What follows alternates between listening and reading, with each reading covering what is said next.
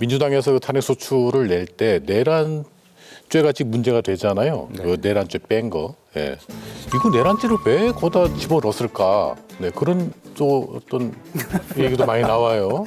그때 좀 탄핵 소추 안에 별 내용이 다 들어가 있었어요. 처음에는 뭐 친일 뭐 아유, 그러니까 온갖 것들이 다 들어가 있어가지고 아니 그때 그 저는 일부가 빠지긴 했는데 이게 내란죄 이 부분이 이제 안 빠졌던 거죠. 그 1차 탄핵 소추안을 보면요. 그건 누가 그런 거 썼습니까? 이 가치 외교를 비판했잖아요. 가치 외교. 그거는 민주당이 정말 지향하는 것이 한미일을 멀리하고 북중러를 가까이 하라는 건지 정말 묻고 싶더라고요. 어떻게 그런 탄핵 소추안을 썼는지. 그건 뭐 의결되지 못했기 때문에 뭐 부결된 거 아니겠습니까? 사실 그렇고 그게 이제 의결된 2차 탄핵안에 이제 내란죄 유무인데 처음에 이게 문제가 제기됐을 때 헌법재판소에서 판단할 거다라고 했기 때문에 좀 기다려보는 게 맞다고 보고 있고요.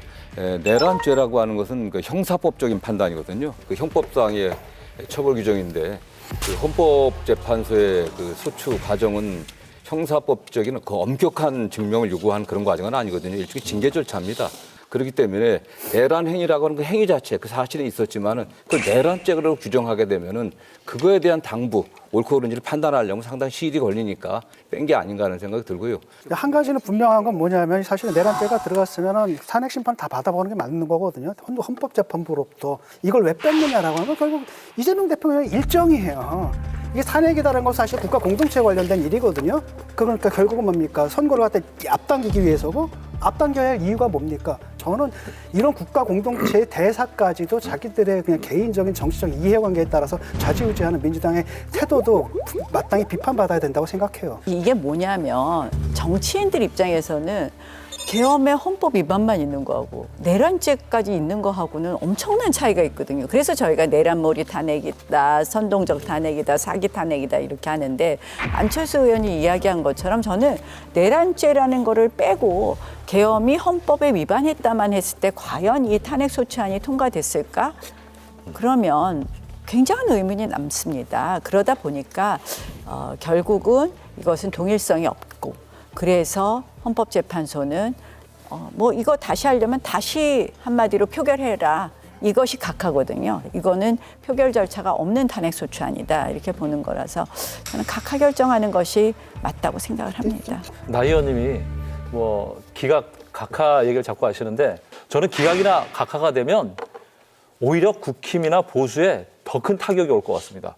왜냐하면 지금 가뜩이나 중도층이 지금 저 양쪽 상황을 지켜보고 있는데 이게 만약 기각이나 각하가 되면 2030 청년들, 중도층들이 다시 거리로 뛰쳐나오게 하는 재점화시키는 이제 광장 정치의 주도권이 진보 쪽으로 넘어가는 그런 계기가 될 수도 있어요. 다만 지금까지 쭉 일련의 그 헌법재판소의 심리 과정을 보면은 저는 뭐 기각 각하 판결이 날 가능성 없다 보고 있습니다. 만약 그랬다 하면 그 문제를 더 짚어봤겠죠. 그러나 11번 될 동안 처음에 문제 제기된 그 피소추인 측에서 하고 그거에 대해서 정의식 주심 재판관이 나중에 우리가 판단하겠다라고 했기 때문에 그리고 이걸 처음부터 명백하게 결격 사유라고 했다고 하면 11번이나 심리기를 진행할 이유가 없는 거죠, 사실. 이건 국민 기만하는 거 아니겠습니까? 저는 사실은요, 이 사건을 이제 계속 계엄과 탄핵 이렇게 과정을 보면서 왜 제가 목소리를 내기 시작했냐면 절차민주주의예요. 사실은 듀 프로세스 오브 로. 사실은 절차가 실체를 지배하고요. 절차 민주주의가 결국 법치주의의 저는 핵심이라고 생각을 합니다. 그런데 이 공수처의 수사 과정부터 시작해서 모든 절차가 이 계엄과 탄핵이란 엄청난 쓰나미 속에서 이 작은 절차는 지키지 않아도 돼 이런 식의 어떻게 보면 접근이 처음에 횡행했습니다. 제가 아까 뭐 피소추인의 방어권 얘기했지만 대통령 한 명의 권한의 문제가 아닙니다. 이렇게 절차가 무너지고 나면 결국 우리의 기본권, 우리의 인권의 문제다.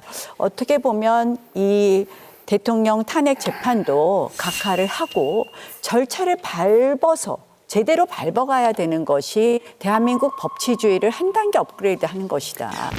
지금 뭐 법치 질서를 가장 크게 훼손한 거는 저는 윤석열 대통령의 그 느닷없는 그 불법 비상계엄입니다. 사실은 이게 모든 화근의 원인인 거고 나 의원님은 일련의 그 수사 과정들 공수처 라든가 경찰, 검찰 수사 과정 또 법원의 영장 발부에 있어서 저도 뭐 매끄럽지 못한 점은 있었다고 하지만 그러나 사실 영장 발부 같은 경우는 뭐 어느 법원의 판사 같은 거는 판사가 한 겁니다. 최종적으로는 적법하다고 좀 결론 났다고 보는 거고요. 그걸 저희가 존중해야 된다고 생각합니다.